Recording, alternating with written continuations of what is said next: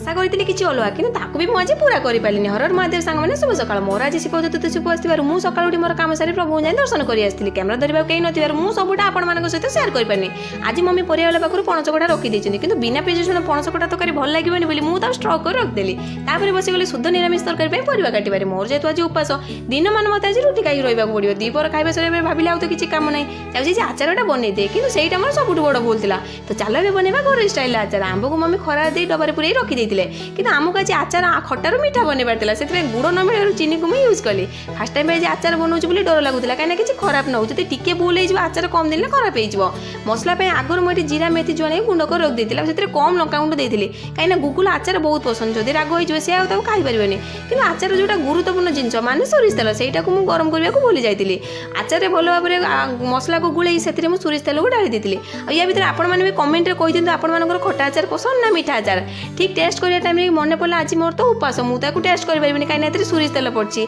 आचार तो प्रस्तुति करदे कि टेस्ट केमी से आपण सहित सेयार करें एवं आचार को डबारे पूरे खरार कितने दिन रखिदेली आपण आड़े आचार केमी प्रस्तुत कराए कमेंट निश्चय कहे रही देखा नेक्स्ट वीडियो रे।